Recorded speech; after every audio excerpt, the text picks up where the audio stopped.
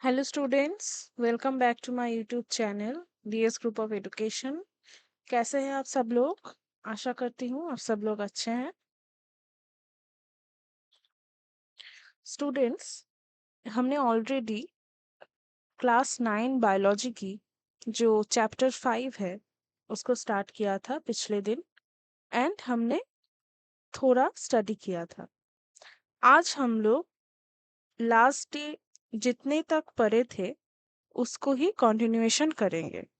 देखिए, ये जो क्लास है, इस क्लास में मैं एक लाइन को भी नहीं छोड़ूंगी। हर एक लाइन को आपके सामने डिस्क्राइब करूंगी। अगर फिर भी आपको एक क्लास रिलेटेड कोई भी क्वेरी हो तो आप कमेंट में मुझसे पूछ सकते हो। एंड अगर अभी तक आपने मेरे चैनल को सब्सक्राइब नहीं किया है तो ज़रूर से सब्सक्राइब कर लीजिए, क्योंकि व्यूज़ बढ़ रहे हैं पर आप लोग सब्सक्राइब नहीं कर रहे हो। तो अगर आप सब्सक्राइब कर दोगे तो मुझे और भी मोटिवेशन मिलेगा इस तरह के वीडियो बनाने में। चलो स्टूडेंट, तो स्टार्ट करते हैं आज की क्लास। तो लास्ट डे हमने देखा था कि जो सेल्स है वो क्यों फाउंडेशन कहा जाता है सेल को, एंड सेल का साइज क्या है, स्ट्रक्चर क्या है, इसका एक प्रिलिमिनरी आइडिया हमने लिया था। आज हम लोग देखेंगे कि जो डिफरेंट टाइप ऑफ सेल होते हैं वो कैसे होते हैं एंड मोर। उसके पहले हम देख लेते हैं कि इस बॉक्स में क्या लिखा है।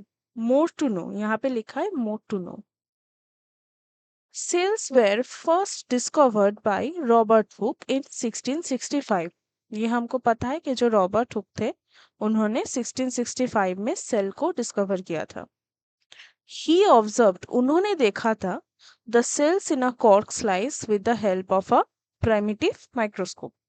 एक प्राइमिटिव माइक्रोस्कोप की हेल्प से उन्होंने क्या देखा था? कॉर्क के एक स्लाइस में सेल होते हैं। हमने लास्ट दिन देखा था कैसा होता है सेल, ऐसा होता था, ठीक है, लाइक अ हनीकॉम्ब। लिवेनहॉक 1674 में विद द इम्प्रूव्ड माइक्रोस्कोप, यानी जिस माइक्रोस्कोप से रॉबर्ट हुक ने देखा था उससे थोड़ा बेहतर एक माइक्रोस्कोप को यूज करके किसने देखा था? लिवेनहॉक ने। कौन से साल में? 1674 में।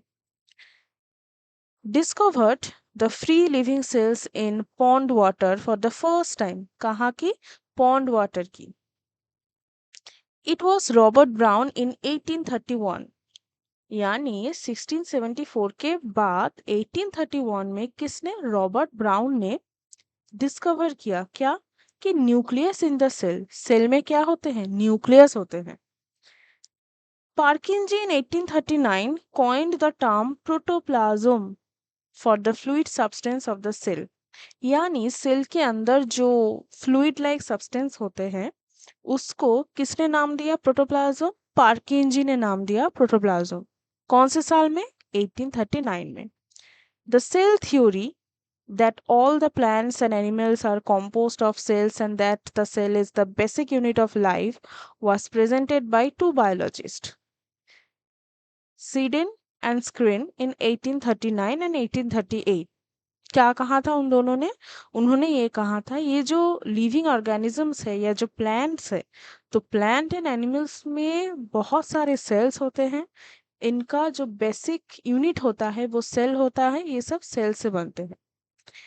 The cell theory was further expanded by Virchow in 1855। यानी जो सेल थ्योरी वो दोनों बायोलॉजिस्ट ने दिए थे 1838 एंड 1839 में, उनको ही फर्दर एक्सपेंड किया गया। कब? 1855 में। बाय सजेस्टिंग, क्या कहा गया उसके साथ? उसके साथ ये कहा गया कि that all cells arise from pre existing cells. यानी एक सेल पहले से ही होता था, उसके बाद दूसरा सेल क्रिएट होता था। कहाँ पे उन्होंने देखा था? ये थ्योरी उन्हें कैसे बनाई? इलेक्ट्रॉन माइक्रोस्कोप से उन्होंने देखा था। कौन से साल में? 1940 में। It was possible to observe and understand the complex structure of the cell and its various organelles. यानी ये जो एक सेल होता है इसके अंदर भी बहुत सारे ऐसे कंपोनेंट्स होते हैं जिनको किसके द्वारा देखा पॉसिबल गया था? इलेक्ट्रॉन माइक्रोस्कोप से। तो ये था पूरा, आप कह सकते हो, evolution of cell. The invention of magnifying lenses led the discovery of the microscopic world. It is now known that a single cell may constitute a whole organism. एक सिंगल सेल, लाइक ये एक cell है, ये dot जो है एक cell है, इस डॉट से कई लाख सेल बन सकते हैं, एज इन एमीबा, जैसे कि एमीबा में। Chlamydomonas and paramecium and bacteria सारे एग्जाम्पल्स हैं। This organisms are called unicellular. क्या कहा जाता है? यूनिसेलुलर। क्योंकि यूनि का मतलब क्या है? वन या सिंगल। On the other hand many cells group together. ऐसे बहुत सारे सेल्स हैं जो एक साथ एक ग्रुप बना लेते हैं, जैसे कि ऐसे एक ग्रुप बना लेते हैं, उनको क्या कहा जाता है? Multi cellular organism. उनको क्या कहा जाता है? Multi cellular organism. मल्टी का मतलब many, such as fungi, plants, animals. तो नेक्स्ट क्या कहा गया है? Can we found out names of some more unicellular organism? क्या हम एमीबा, क्लामाइडोमोनास, पैरामीशियम को छोड़कर कोई दूसरे यूनिसेलुलर का नाम हम बता सकते हैं?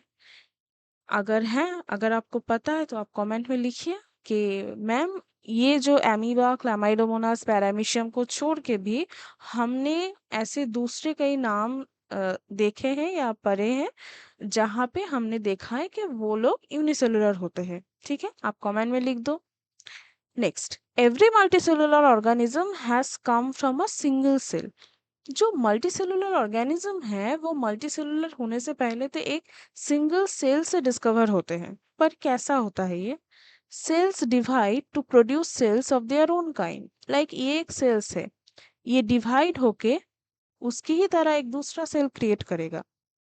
All cells thus come from pre existing cell. That means अगर ये टू हो एंड अगर ये वन है तो हम कह सकते हैं जो टू है वो वन से क्रिएट हुआ है। तो एक प्री एग्जिस्टिंग सेल हर वक्त होता है, उससे ही नए सेल बनते हैं। अभी यहाँ पे एक एक्टिविटी दिया हुआ है, देखते हैं क्या लिखा है। उन्होंने कहा है we can try preparing temporary mounts of leaf peels, tip of roots of onion और even peels of onions of different sizes. ठीक है, ये सारी चीजें को लेकर हमें एक टेम्पोररी माउंटेन्स बनाना है। आफ्टर परफॉर्मिंग द एवो एक्टिविटी, यानी ये जो एक्टिविटी कहा गया है इसे परफॉर्म करने के बाद क्या करेंगे हम? Let us see the answers in the following. अभी जो यहाँ पे क्वेश्चन दिए हैं इनके आंसर्स हम फाइंड आउट करेंगे। जैसे कि फर्स्ट क्वेश्चन क्या दिया गया है? Do all cells look alike in terms of shape and size? जो हर एक सेल्स है क्या वो एक ही तरह के दिखते हैं, या उनका जो शेप एंड साइज होता है क्या वो एक ही तरह के होते हैं? वो हमें जानना है। Next, do all cells look like a structure? क्या हर जो सेल्स हमने यहाँ पे एग्जाम्पल के तौर पे लिया है क्या उनका स्ट्रक्चर जो है वो सेम है? Could we find difference among cells from different parts of a plant body? क्या हम जो डिफरेंट लाइक ऑनियंस या जो लीफ पिल्स है इनके जो सेल्स हैं इनमें कोई डिफरेंशिएशन कर सकते हैं? Fourth, what similarities could we find? क्या समानता हम इनमें देख रहे हैं? ये सारी चीजों को आपको नोट डाउन करना है। तो जल्दी से ये टास्क आप लोग कर लो, करके बताओ कि क्या रिजल्ट आया है। Some organisms can also have cells of different kinds. कुछ कुछ organisms ऐसे होते हैं जिनमें different kinds के सेल होते हैं। Look at the following picture. अभी पिक्चर को देखना है, चलो देखते हैं क्या कहा गया है। It depicts some cells from the human body. यह क्या है? नर्व सेल, ठीक है, ब्रेन में रहता है। ये है ब्लड सेल, ब्लड में रहता है। ये है स्मूथ मसल सेल, नाम से ही हमें पता चल रहा है। ओवम है, फीमेल रिप्रोडक्शन सिस्टम का एक पार्ट है। स्पर्म है, मेल रिप्रोडक्शन सिस्टम का एक पार्ट है। बोन सेल है एंड ये है फैट सेल। ठीक है, ये जो सारे सेल्स है क्या आपको लग रहा है कि एक ही तरह के दिखते हैं? नहीं, हर एक जो सेल्स है वो डिफरेंट टाइप ऑफ होते हैं। तो यहाँ पे क्या लिखा है? फिगर का नाम various cells from human body. The shape and size of cells are related to the specific function they perform. Like nerve cells का एक अपना फंक्शन होता है, sperm का एक अपना फंक्शन होता है, ovum का एक अपना फंक्शन होता है, bone cell का एक अपना फंक्शन होता है. Some cells like amoeba have changing shapes. जो amoeba होता है वो अपना जो shape है वो change कर सकता है. In some cases the shell shape could be more or less fixed and peculiar for a particular type of cell. यानी सेम हो सकता है, डिफरेंट हो सकता है, कुछ अतरंगी सा हो सकता है. Like nerve cells have a typical shape, मतलब इसका इससे अतिरिक्त और कोई दूसरा शेप या स्ट्रक्चर नहीं हो सकता, यही इसका परमानेंट शेप है या स्ट्रक्चर है. Each living cell has the capacity to perform certain basic functions that are characteristics of all living forms. हर एक जो सेल है उसका अपना एक फंक्शन होता है और उसको वही परफॉर्म करना पड़ता है. यहाँ पे क्या लिखा है कि how does a living cell perform this basic functions. ये जो लिविंग सेल्स है, ये जो फंक्शंस है वो कैसे परफॉर्म करते हैं, उसका जो आंसर है वो हम लोग नेक्स्ट दिन स्टडी करेंगे. तो आज के लिए बस इतना ही. नेक्स्ट दिन के लिए हम ये स्टडी करेंगे कि how does a living cell performs this basic functions. अगर आज के क्लास के रिगार्डिंग आपको कोई भी डाउट हो तो आप कमेंट में पूछ सकते हो. एंड चैनल को ज़रूर से सब्सक्राइब कर दीजिएगा, क्योंकि विदाउट सब्सक्रिप्शन मुझे मोटिवेशन नहीं मिलेगा कि मैं ये जान पाऊँ कि आपको ये वीडियो अच्छा लग रहा है कि नहीं लग रहा है. सो ज़रूर से चैनल को लाइक कीजिए, शेयर कीजिए एंड सब्सक्राइब कीजिए. Thank you for watching.